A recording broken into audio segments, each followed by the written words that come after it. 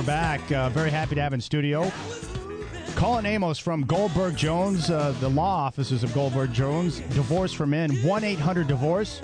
1-800-DIVORCE. If you have questions, call 1-800-DIVORCE. Colin will answer with an initial consultation, which is nice because you don't have to pay for it. He'll answer your questions and help get you set on the right path. And I think that's the best way to start out, right? If you're in a situation where you could be looking at a divorce, you have a custody issue, 1-800-DIVORCE, call, and you can answer the initial questions so they can kind of get an idea of where they need to go. Yeah, most people have some general questions. They just need some background. They don't necessarily need to file a case or pursue anything, but they get a lot of misinformation out there, and it's always better to call somebody, and especially us. We're willing to answer those questions over the phone at no charge to give them some guidance. If it leads to more involved consultation or moving forward, fine. But educate yourself, and a free call is a good way to start. All right, Colin Amos, Goldberg Jones, 1-800-DIVORCE is the phone number.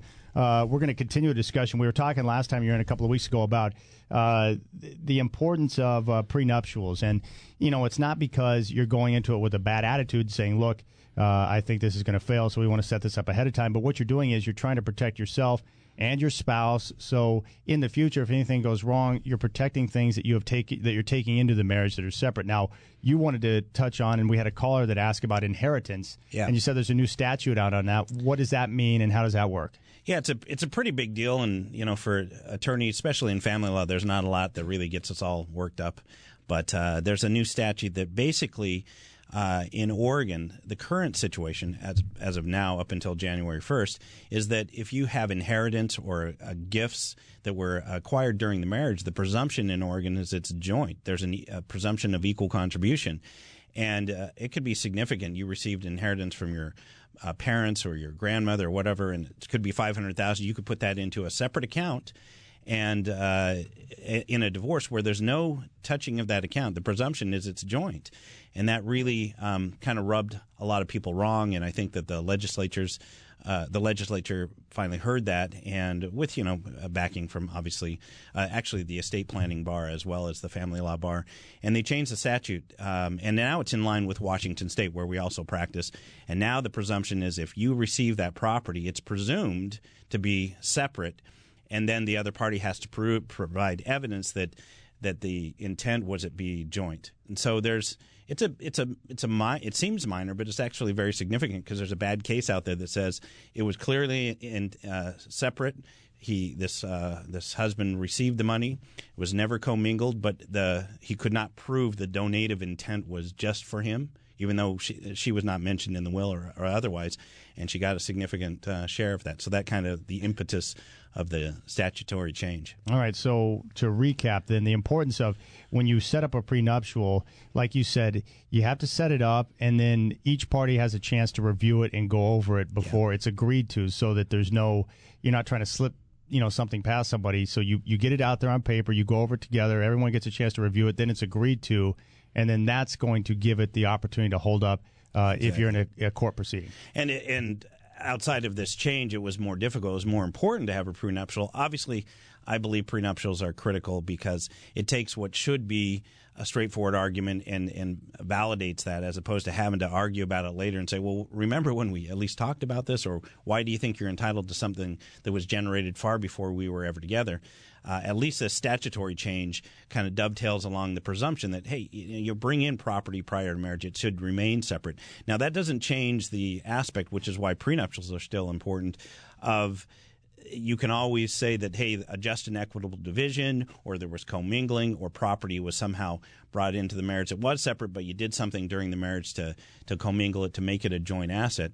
That's why prenuptials are very important, because it can draw those lines deeper to say, well, just because I sell a property and buy another piece of property doesn't mean that I'm converting it to marital property. All right, so if you're considering a prenuptial agreement, if you are possibly heading for a divorce, if you have custody issues, the law offices of Goldberg & Jones, 1-800-DIVORCE, call for the free consultation. We're in studio right now. It's Colin Amos, who works with Goldberg & Jones, and we're talking about these prenuptials. Now, what do people normally do? Because when you go into a marriage, for the most part, each party has their property they've had beforehand that they bring into the marriage. How do most people handle that in terms of his and hers property, in terms of dividing that up and determining what's his or hers? Do most people do anything, or most people just go into it and don't establish any type of boundaries on that? How does that work usually? Most people are in love, and that's great.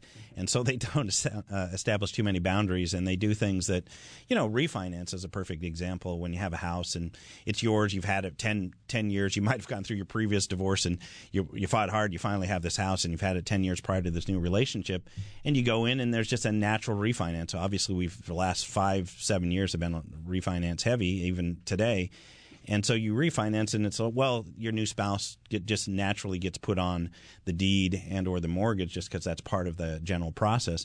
And all of a sudden, you've now commingled that asset to joint. So if you have a prenuptial, it at least can draw that line to say, well, just because you do X, Y, or Z doesn't necessarily convert it to a marital asset. And Colin Amos is in studio with us right now. How many phone calls this time of year do you get in regards to custody issues with the holidays, with Christmas, with, battles over, the children and who gets to spend time on what days and stuff like that? How many do you get this time of year? It's got to be tough. A ton. Probably a good half of the calls relate to that because, parents want to spend time. Christmas is, the holidays in general are critical for families. It's a connection with your children, obviously with gifts and presents. It just really allows you that opportunity. Plus, many people have a lot of that time off and they want to spend time. And if you don't have that well-established parenting plan, or even if you do, there's just people tend to not follow the rules. And so I talk to a lot of people now where their spouses said, sorry, I'm going out of town for Christmas and I don't care that it's your parenting time and it's just tough.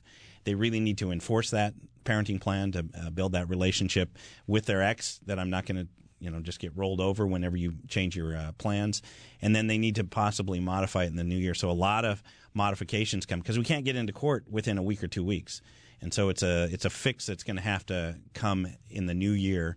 But certainly we get a lot of follow-up in January that says, hey, we need to fix these problems because I don't want to go through that again. I don't want to deny my kids the access to myself as well as my enjoyment of having my relationship with my kids. So even though the kids may live with the mom, the courts, believe, that the father, has, definitely the right to access to the kids, especially Absolutely. For holiday times. And those are times that should be divided up. Absolutely. The court is there really to foster a relationship with both parents. So it's really not a court issue. They're there to support the parent. If the parent, however, doesn't enforce the rights they do have and pursue it, then there's not much you can do to help them. If the person violates the rules and then you don't follow them and they look at you and say, what are you going to do about it? Nothing other than squirm around and yell at me or send an email. That's not doing any good. So you got to really step up, enforce the rules. Again, it sets a precedent for future visitation. Such that they think, maybe I'm not going to violate the rules because I might have had to pay attorney's fees. I might have had to give makeup time, cost. It's just easier to follow the rules than to have to go through that enforcement proceeding. All right. 1-800-DIVORCE. 1-800-DIVORCE is the telephone number. The law offices of Goldberg and Jones. Colin Amos is in studio. And like I said, if you have questions, you can call. No obligation. Colin will be glad to answer any questions that you have.